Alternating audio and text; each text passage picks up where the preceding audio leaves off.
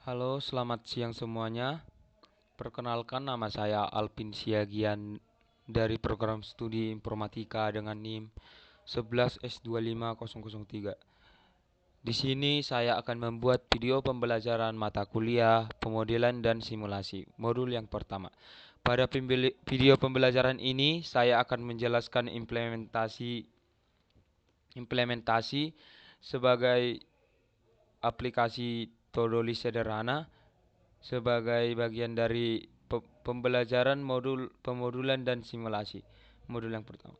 Aplikasi ini membuat bahasa pemrograman berbasis Python, berbasis command line interface, dan menerapkan arsitektur modular yang sebelum masuk ke intinya. Di sini tujuan dan gambaran umum aplikasi. Aplikasi ini bertujuan untuk membantu pengguna mencatat dan mengelola daftar tugas secara sederhana melalui terminal. Pengguna dapat melihat daftar todo, yang ini daftar todo, menambahkan todo baru, ini, dan serta menghapus todo yang sudah tidak diperlukan. Aplikasi ini bersifat in memory, artinya data hanya disimpan selama program berjalan dan tidak menggunakan database maupun file eksternal. Struktur folder arsitektur program. Aplikasi ini disusun dengan arsitektur berlapis yang terdiri dari beberapa bagian. Yang pertama, repository. Repository ini bertugas untuk mengelola data todo.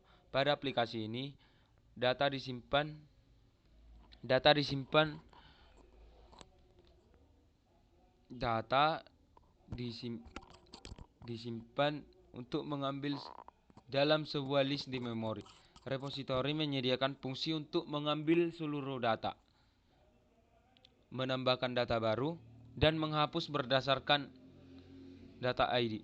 Yang kedua, service. Service ini berfungsi sebagai lapisan logika aplikasi. Bagian ini mengatur alur proses seperti pembuatan objek kode baru dan pengecekan keberhasilan penghapusan data.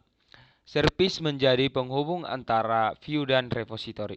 Yang ketiga, todo view. View ini bertanggung jawab terhadap interaksi dengan pengguna, seperti menampilkan menu dan menerima input dari terminal, dan serta meneruskan perintah pengguna ke service. Terakhir terdapat file main.py. Struktur ini berfungsi sebagai titik awal program. Ini menunjukkan penerapan konsep separation of concern, di mana setiap bagian memiliki tugas yang jelas dan terpisah. Di sini inti dari codingan todo list ini adalah pemisahan peran antar bagian program. Pada bagian todo repository, program menyimpan data todo dalam bentuk list. Repository hanya berfokus pada pengolahan data tanpa mengetahui bagaimana data tersebut ditampilkan atau digunakan oleh pengguna. Pada yang kedua, todo service. Pada bagian todo service, terdapat logika aplikasi yang mengatur bagaimana data diproses. Service ini membuat objek todo baru, memanggil repository untuk menyimpan atau menghapus data, serta menangani kondisi ketika data tidak ditemukan. Yang ketiga, ada todo view.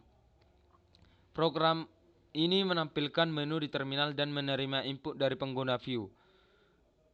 View tidak mengelola data secara langsung, melainkan hanya memanggil fungsi pada service sesuai dengan pilihan pengguna. Dengan alur ini, program menjadi lebih terstruktur, mudah dipahami, dan mudah dikembangkan, karena setiap bagian hanya memiliki satu tanggung jawab utama. Alur kerja program Todolis ini adalah ketika dimulai eksekusi dari file main.py ini, program membuat objek repository, kemudian membuat objek service, dan terakhir objek view. Setelah itu, fungsi showTodos menjalankan kodenya. Fungsi ini menampilkan daftar todo, menampilkan menu, menerima input pengguna, dan menjalankan perintah sesuai pilihan. Alur ini terus berulang sampai pengguna memilih untuk keluar dari aplikasi. Contohnya seperti ini, kita jalankan, kita pilih yang kita tambahkan kita pilih PowerShell. Setelah kita pilih PowerShell, kita ketik Python main.py. Nah, di sini kita disuruh memilih menu, tambah, ubah, cari, urutkan, hapus, atau keluar. Kalau kita buat menu tambah, kita ketik 1. Di sini akan menambah todo. Dan di sini kita disuruh X jika batal. Nah, itulah tadi yang saya jelaskan tadi. Pada codingan ini dapat dilihat bahwa ketika program dijalankan, sistem akan menampilkan daftar todo. Jika data masih kosong, muncul pesan bahwa data todo belum tersedia. Pengguna dapat menambahkan todo dengan memasukkan judul tugas, dan data tersebut akan langsung tersimpan serta ditampilkan kembali. Pengguna juga dapat menghapus todo berdasarkan ID, dan sistem akan memberikan pesan jika ID tidak ditemukan atau input tidak valid. Pada aplikasi ini, beberapa fitur seperti mengubah, mencari, dan mengurutkan todo masih belum diimplementasikan dan ditandai sebagai todo. Hal ini menunjukkan aplikasi masih dapat dikembangkan lebih lanjut. Sebagai kesimpulan, saya melalui todo list ini yang saya pelajari, saya mempelajari penerapan yang pertama, penerapan arsitektur modular, kedua, pemisahan tanggung jawab antar bagian program, yang ketiga, serta alur kerja aplikasi Python berbasis terminal.